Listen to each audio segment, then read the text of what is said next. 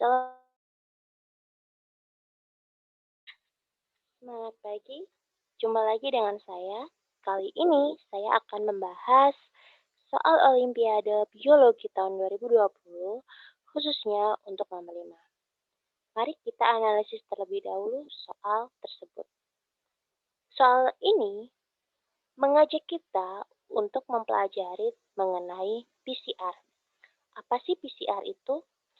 PCR merupakan suatu metode yang digunakan untuk mereplikasi DNA secara in vitro atau di luar sel.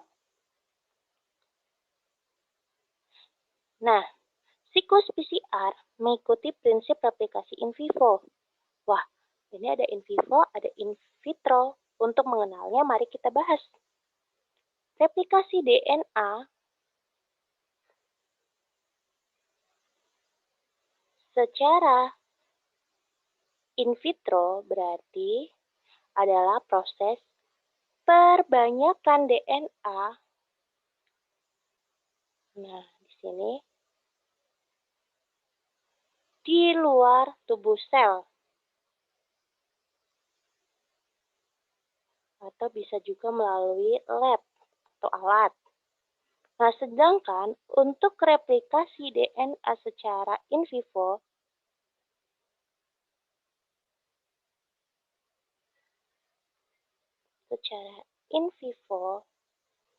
merupakan proses perbanyakan DNA. Nah, di sini pengkopian DNA di dalam tubuh sel atau di dalam sel. Nah, lebih tepatnya terjadi di dalam organela nukleus. Oke. Nah, tahapan pada PCR itu dijelaskan pada soal, di mana dia melakukan manipulasi suhu tanpa adanya bantuan enzim, di mana pada tahap yang pertama denaturasi yaitu pada suhu 90-92 derajat, yang terjadi adalah DNA untayan tunggal, untayan ganda. DNA itu kan untayannya ganda ya, atau double strand, dipisah menjadi DNA yang rantainya tunggal. Jadi, pada tahap yang pertama denaturasi, ini ya, pada replikasi DNA in vitro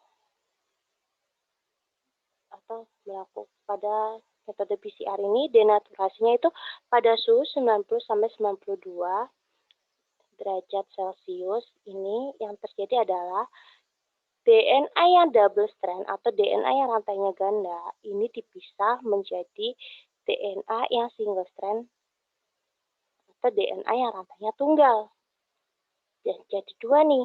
Nah, tahap yang kedua itu adalah tahap annealing, di mana suhunya adalah 50-56.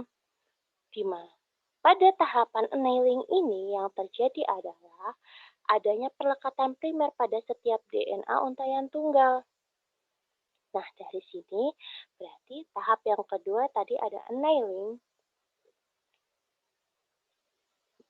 di mana suhunya adalah 50-56 derajat Celcius, di mana di sini terjadi adanya perlekatan primer.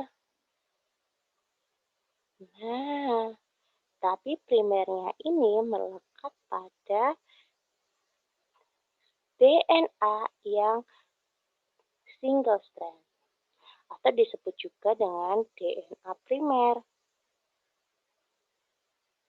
Nah, itu tahap yang kedua.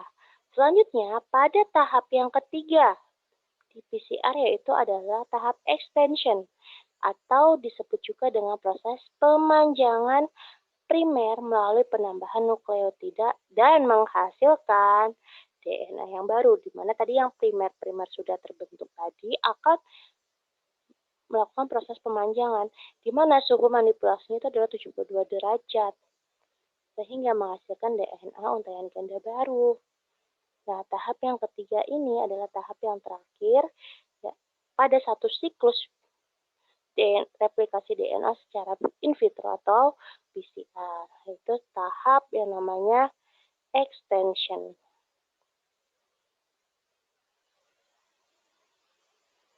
yaitu pada suhu 72 derajat, di mana di sini ada pemanjangan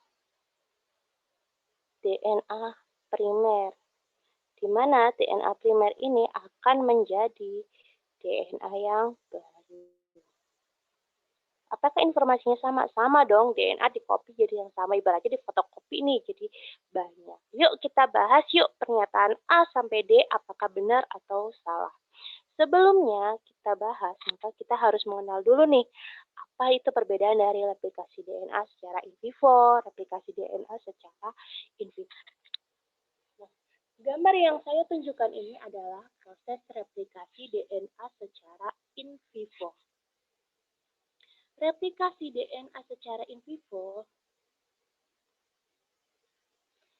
terjadi di dalam nukleus,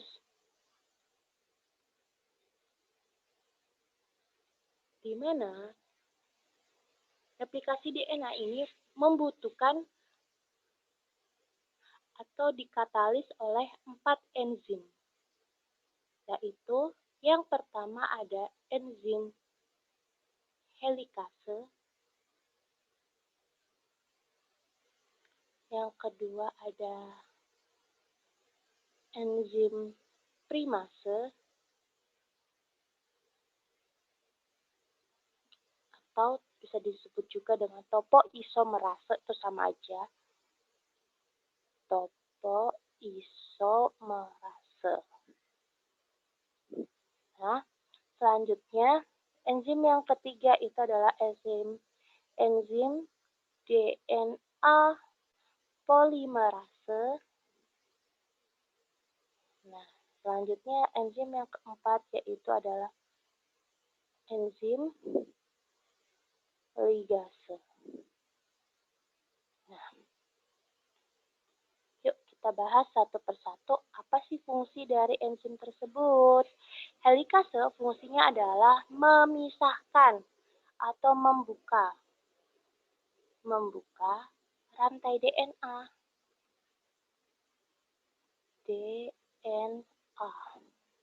Nah, kan rantainya pertamanya kan hanya ada satu nih, double strand DNA. Dia akan dipisah menjadi 2 rantai single strand DNA. Jadi ada 2 rantai nantinya. Itu adalah fungsi dari helikase. Sedangkan fungsi dari enzim primase nanti 2 single strand DNA ini ada yang arahnya yang atas, yang 5 aksen, 3 aksen ini adalah arah yang leading strand. Sedangkan untuk yang arah 3 aksen, rantainya sampai 5 aksen itu menjadi rantai yang lagging strand atau yang berjalan sangat lambat dibandingkan leadingnya. Nah, enzim primase ini nantinya akan berada di bagian yang lagging strand. Kenapa? Karena enzim primase ini dia berfungsi untuk menggabungkan nukleotida RNA untuk membentuk primer. Nah, dia fungsinya untuk menggabungkan nukleotida. Nah, nukleotida RNA.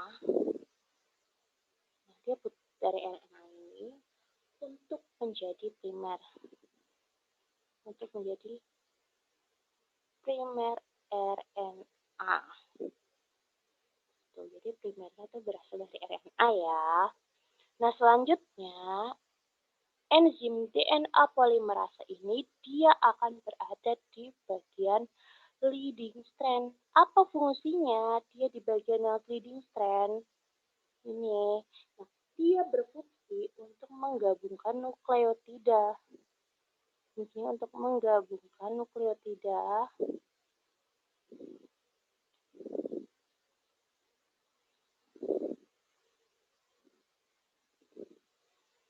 nukleotida menjadi polimer DNA langsung. Nah, pada enzim dan ada enzim DNA ligase. Saya lupa ya, tulis DNA ligase atau ligase DNA. Itu dia berfungsi untuk menggabungkan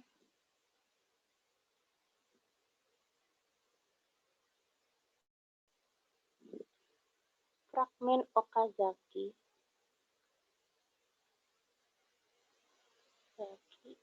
menjadi polimer DNA baru.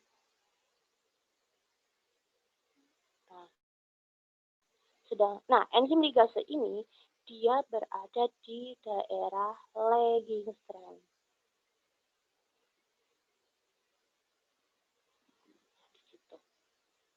Oke, yuk kita lihat caranya. Pertama, helikase tadi ya, enzim helikase, dia berfungsi untuk memisahkan ikatan. Nah, ini enzim helikasenya ya, dia akan menjadi rantai dua yang berbeda, yaitu ada rantai 5 aksen ke 3 aksen ini ya, yaitu rantai leading strand. Nah, terus ada rantai yang dari arah 3 aksen ke 5 aksen ini ya.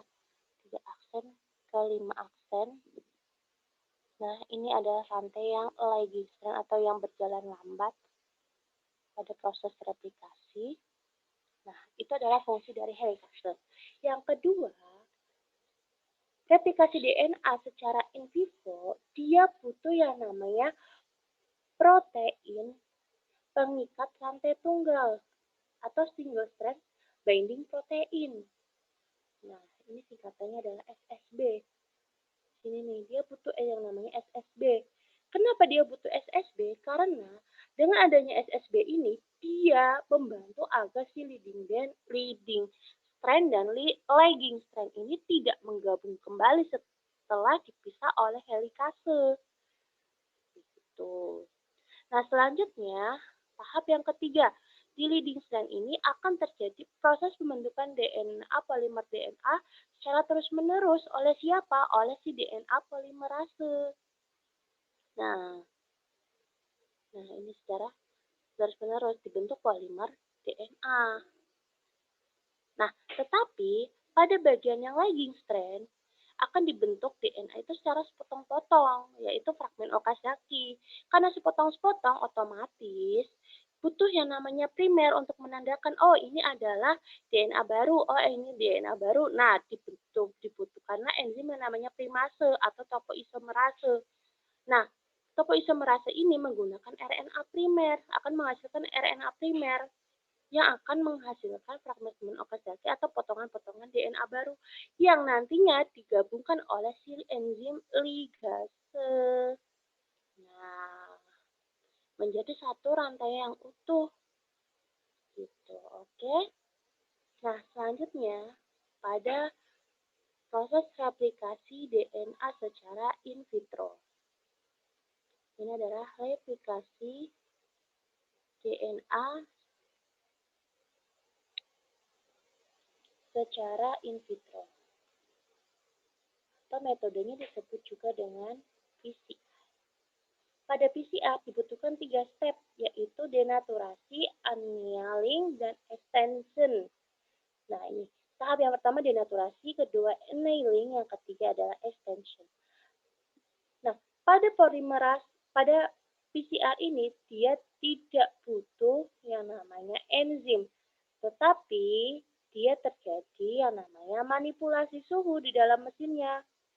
Nah, manipulasi suhu. Kenapa? Karena ternyata enzim-enzim yang terjadi pada replikasi DNA secara in vivo itu, dia bekerjanya pada suhu-suhu yang spesifik. Nah, makanya diciptakanlah sebuah metode yang namanya PCR. Alatnya itu juga adanya manipulasi suhu. Pada denaturasi dibutuhkan suhu sampai 90 derajat, 90 sampai 98 derajat lah. Itu bisa. Gunanya untuk apa? Untuk memisahkan DNA. Nah, pada tahap denaturasi ini Satu rantai double strand dipisah menjadi dua rantai yang single strand DNA. Yang tadi saya bilang ada leading strand, ada yang lagging strand. Nah, tapi ini rantainya itu dari awal 5 aksen ke 3 aksen, 3 aksen ke 5 aksen. Nah, tahap yang kedua adalah tahap nailing, yaitu penambahan primer. Nah, di sini ada penambahan primer.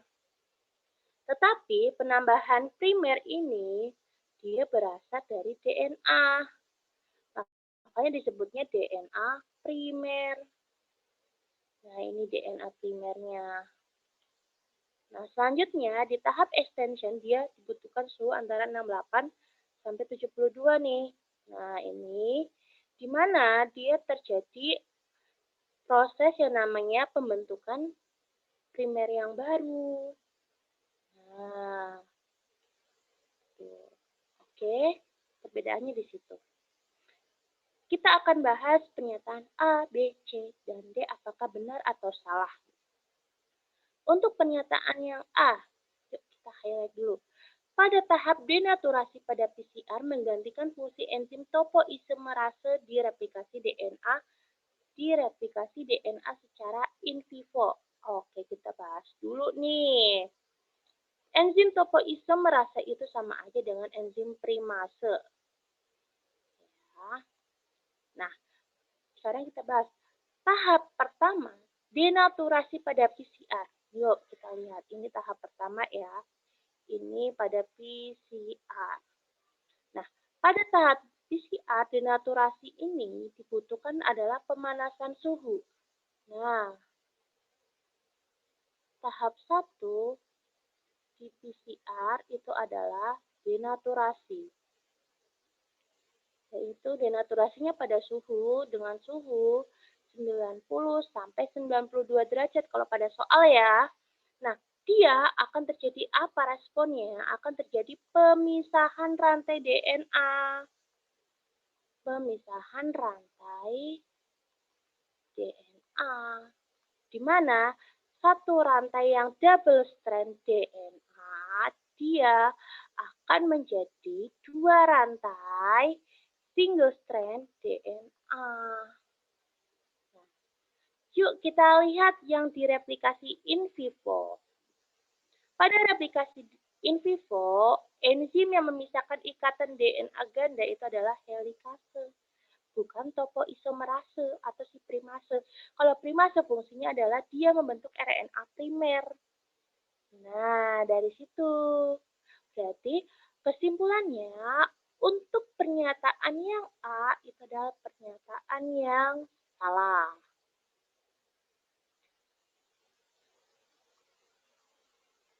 Oke, sekarang kita yang ke pernyataan yang B. Lihat pernyataan yang B. Single strand binding protein atau SSB tidak diperlukan di sepanjang proses PCR, tidak perlu di sepanjang proses PCR. Oke. Single strand protein, nah ini SSB, itu adalah protein pengikat rantai tunggal. Nah, rantai tunggal DNA. Nah, SSB, nah ini SSB, dia hanya ada di replikasi DNA secara in vivo.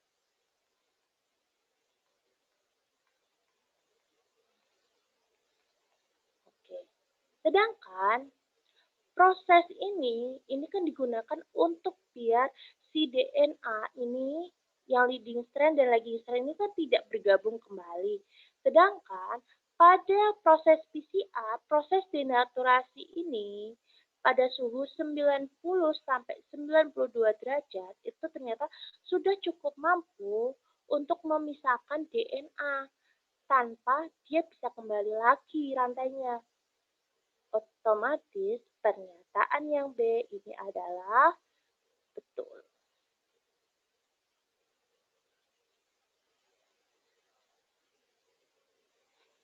Lanjut, C. Jenis asam nukleat yang digunakan sebagai primer pada PCR sama dengan primer pada replikasi in vivo dan in Nah, ini ingat ya, ini replikasi DNA yang in vivo. Ini PCR atau disebut juga replikasi DNA yang in vitro. Nah, yuk kita lihat primer atau asam nukleat yang dibutuhkan pada proses replikasi DNA in vivo itu berasal dari RNA, RNA primer nih. Sedangkan pada PCR atau replikasi DNA in vitro, primernya ini berasal dari DNA. Ini si primer nih. Ini primer. Yuk, saya tuliskan di sini. Ini adalah primernya. Primernya berasal dari DNA. Otomatis pernyataan yang C ini adalah pernyataan yang salah. Lanjut, pernyataan yang D. Dibutuhkan setidaknya 4 siklus. Nah, di sini ya, wah ini sudah saya coret-coret nih. Pada PCR untuk menghasilkan DNA tanpa overhang. Apa itu DNA overhang? DNA untai ganda yang memiliki segmen untai tunggal. Nah, untai ganda yang memiliki segmen untai tunggal. Nah, itu ya. Yuk kita lihat. Pada siklus yang pertama ini ya, dia masih terdapat overhang. Overhang itu DNA yang ini nih. Dia punya segmen urat tunggal. Nah, dia punya segmen urat tunggal, berarti masih banyak ya dua-duanya ya. Nah, selanjutnya nih, nyusunnya nih. Nah, selanjutnya di siklus yang kedua nih, kita lihat yuk. Di siklus yang kedua, dia masih terdapat overhang. Di mana? Di sini nih overhangnya. Nah, dia masih ada overhang, masih ada overhang, masih ada overhang. Ini ya, ini. Nah, selanjutnya di siklus ketiga. Nah, di sini sudah tanpa overhang, tidak ada overhang sama sekali nih. Nah, di siklus ketiga, ini walaupun masih ada overhang ya. Jadi, dibutuhkan setidaknya bukan 4 siklus, jadi mulai dari 3 siklus untuk menghasilkan DNA tanpa overhang. Di siklus ketiga lah, DNA ini sudah bisa dilihat DNA tanpa overhang. Jadi, pernyataan yang D ini adalah salah. Oke, dari sudah selesai pembahasan dari saya. Semoga bermanfaat untuk kamu yang sedang belajar pembahasan soal Olimpiade Biologi tahun 2020. Semoga bermanfaat. Saya ucapkan wassalamualaikum warahmatullahi wabarakatuh.